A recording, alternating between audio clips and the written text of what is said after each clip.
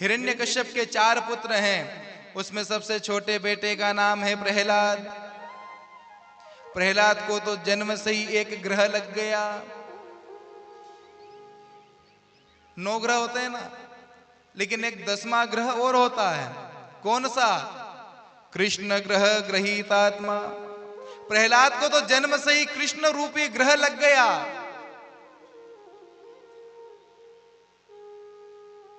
जन्म से ही भगवान का नाम लेता है। जब कुछ बड़ा हुआ तो हिरण्यकश्यप ने अपने बेटे प्रहलाद को विद्यालय में पढ़ने के लिए भेजा। और विद्यालय भी कौन सा? हिरण्यकश्यप दानव विद्या प्रचार विश्वविद्यालय। विद्यालय में डाल दिया। गुरुजी कौन? बोले शंडोर अमर। शंडार के विद्यालय में जब डाला, पढ़ाई चालू हो गई। एक दिन हिरण्यकश्यप पहुंच गया विद्यालय के अंदर। बोले चल करके देखे तो सही, आखिर पढ़ाई कैसी हो रही है। बच्चों को केवल स्कूल भेज दो, इतना ही काफी थोड़ी है। समय समय पर उनसे पूछना भी तो चाहिए कि मार साहब सही से पढ़ा भी रहे हैं कि नहीं पढ़ा रहे हैं। तो पहुंचे हिरण्यकश्यप और जाकर के पूछा, बोले बेटा तूने अब तक कौन सा पाठ सीखा है? तो प्रहलाद ने भी कहा कि गुरुजी ने मुझे बड़ा ही सुंदर पाठ सिखाया। बोले कौन सा? बोले प्रभु की सेवा ही सबसे बड़ा कर्तव्य है। हिरण्यकश्यप ने भी सोचा कि बोले अपने स्कूल में ऐसी। उसने भी सोचा कि बच्चों को तो जैसा पढ़ाया जाता है बच्चे वैसा ही सीखते हैं, इसमें प्रहलाद की तो कोई गलती नहीं है। बोले बेटा तू जा, तेरे गुरुजी को भेज। अब बेचारे गुरुजी थर थर थर थर कांप रहे हैं, बाहर खड़े खड़े सब सुन रहे हैं। हाथ जोड़ लिए। गुरुजी ने तो कहा कि महाराज आपने जब से कहा है कि बोले हमारा जो विद्यालय है वो तो बड़ा ही धर्मनिष्ठ नहीं होना चाहिए, तो हमने तो ऐसा करा कि ग से गणेश छोड़ करके ग से गधा पढ़ाना शुरू कर दिया।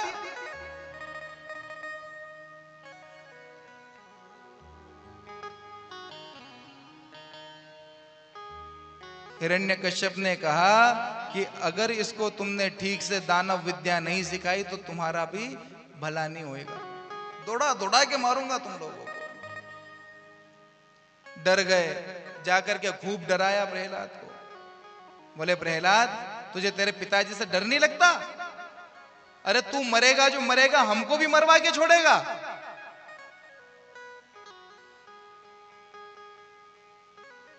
कुछ समय जब व्यतीत हुआ, गर्मी की छुट्टियों में प्रहलाद जी अपने घर को पधारे और घर जाकर के जैसे ही हिरण्यकश्यप ने अपने सिंहासन के ऊपर अपनी गोद में प्रहलाद को बिठाया और कहा कि प्रहलाद बेटा आज साल भर हो गया तेरे स्कूल को, तूने कौन सा पाठ सीखा है? गुरुजी भी सामने खड़े हैं, पता नहीं कि अब कौन सा वाला पाठ सुनाएगा। प्रहलाद जी ने भी कहा कि गुरुजी घबराओ मत, जो सबसे अच्छा वाला पाठ मेरे पिताजी ने पूछा है ना वही सुनाऊंगा। तो प्रहलाद जी ने भी सुनाना शुरू किया। प्रथम भगति संतन कर संगा, दूसरी रति मम कथा प्रसंगा। श्री राम जय राम जय जय राम, श्री राम जय राम जय जय राम। प्रथम भगति संतन कर संगा, दूसरी रति मम कथा प्रसंगा। श्री राम जय राम जय जय राम, श्री राम जय राम जय जय राम। गुरुपद पंकज सेवा, तीसरी भगति अमान, चौथी भगति मम गुण गण, करहि कपट तज ज्ञान। मंत्र जाप मम दृढ़ विश्वासा, पंचन भजन सुवेद प्रकाशा। श्री राम जय राम जय जय राम, श्री राम जय राम जय जय राम। छठ दम शील बिरति बहु कर्मा, निरत निरंतर सज्जन धर्मा। श्री राम जय राम जय जय राम, श्री राम जय राम तव सम मोहिमय जग देखा, मोते संत अधिक कर लेखा। श्री राम जय राम जय जय राम, श्री राम जय राम जय जय राम। आठव जथा लाभ संतोषा, सपने नहीं देखे ऊपर दोषा। श्री राम जय राम जय जय राम, श्री राम जय राम जय जय राम। नवम सरल सब सन छलहीना, मम भरोस अति रशन दीना।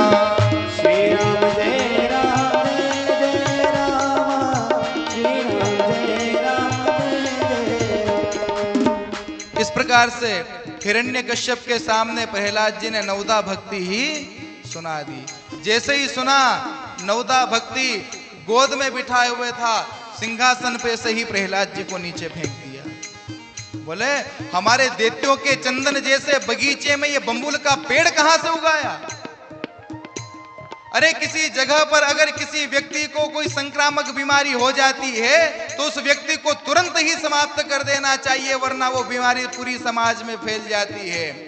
इसी प्रकार से इसको भक्ति नामक संक्रामक रोग हो गया है, इसको निपटाओ। तमाम तरह के कार्य करे हिरण्यकश्यप ने। पर्वतों से गिराया, पानी में डुबाया, भोजन पर प्रतिबंध लगाया, मारण मोहन करवाया, सांपों से डसवाया, विषपान कराया, होलिका ने जलाया, लेकिन प्रहलाद जी का बाल भी बाका नहीं कर पाया। क्यों? क्योंकि प्रहलाद जी तो कह रहे हैं श्री राम जय जय राम, श्री राम जय जय राम। श्री राम जय राम जय जय राम, श्री राम जय राम जय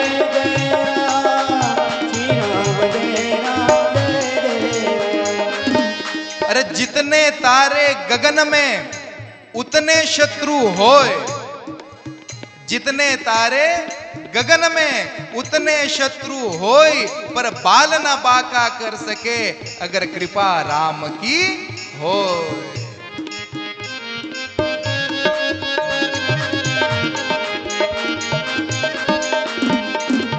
श्री राम जय जय राम, श्री राम जय जय राम। श्री राम जय राम जय जय राम, श्री राम जय राम जय जय राम। गुरुजी आए और गुरुजी ने समझाया हिरण्यकश्यप को कि बोले अभी लड़का है, छोटा है, बच्चा है, समझ जाएगा, काहे चिंता करते हो। वापस से पकड़ करके और लेकर के चले गए अपने आश्रम में। समझाया, बोले प्रहलाद थोड़ा तो मन में डर रख। लेकिन प्रहलाद जी डरते नहीं हैं। और एक समय की बात है, गुरुजी तो किसी काम से बाजार को गए और इधर प्रहलाद ने अपनी पूरी मित्र मंडली को इकट्ठा कर लिया और कहा कि अरे मित्रों आ जाओ, आज अपन एक खेल खेलते हैं। बोले प्रहलाद कौन सा खेल?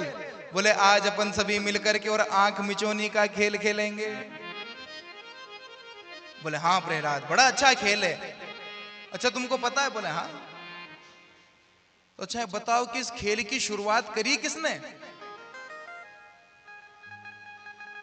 तो उसके मित्रों ने कहा कि भैया हमको तो नहीं पता, तू ही बता दे। तो प्रहलाद जी ने कहा कि मित्रों इस खेल की शुरुआत परमात्मा ने ही करी है। सृष्टि के प्रारंभ में दो मित्र थे, एक थी जीवात्मा, एक थे परमात्मा। एक दिन जीवात्मा और परमात्मा दोनों ने आपस में कहा कि आज अपन एक खेल खेलते हैं। आंख मिचोनी का खेल खेला। तो सबसे पहले जीवात्मा ने कहा कि हम छुप जाएंगे, प्रभु आप हमको ढूंढना। भगवान ने कहा कि ठीक है, सारी की सारी जीवात्माएं छिप गई। परमात्मा ने सभी जीवात्माओं को ढूंढ ढूंढ करके और पृथ्वी पर जन्म दे दिया और कहा कि जीवात्माओं, मैं परमात्मा भी तुम सभी के बीच में ही छुपा हुआ हूं, तुम मुझको ढूंढो। हम सभी भी यहां पर आंख मिचोने का खेल ही खेल रहे हैं। ढूंढो जगत में आकर के। प्रहलाद जी के मित्रों ने कहा कि अरे प्रहलाद, हमारे गुरुजी ने तो आज तक हमको ऐसी बातें नहीं बताई, तू कहां से सीख जाता है? बोले क्या हुआ, जब हमारे पिताजी तपस्या के लिए गए थे तो मेरी माता कयाधु को इंद्र पकड़ करके लेकर के जा रहा था, लेकिन मार्ग में नारद जी मिल गए। नारद जी ने समझाया इंद्र को, और मैं कुछ समय तक, मेरी माता के जब गर्भ में था तो कुछ समय तक नारद जी के आश्रम में रहा और वहां पर नित्य प्रति मैंने सत्संग सुना और गर्भ में मैंने बड़े सुंदर सुंदर सत्संग का श्रवण करा तो मेरे अंदर भक्ति उत्पन्न हो गई। प्रहलाद जी के मित्रों ने कहा कि हाँ, तभी तो हम कहें कि गुरुजी कहते थे कि ये हमने इसको नहीं पढ़ा, ये तो पढ़ाया ही आया है, इसको किसी ने नहीं पढ़ाया, खुद पढ़ाया है।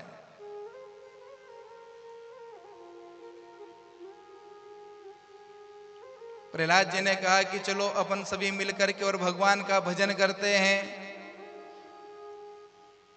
प्रहलाद जी के मित्रों ने कहा कि अरे प्रहलाद, भजन करने का मन तो हमारा भी करता है, लेकिन तेरे पिताजी से बड़ा डर लगता है रे।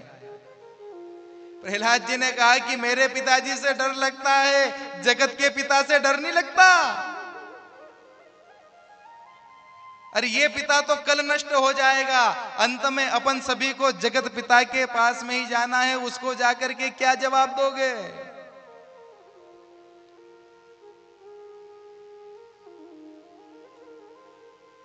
हम सभी को भी वहीं जाना है।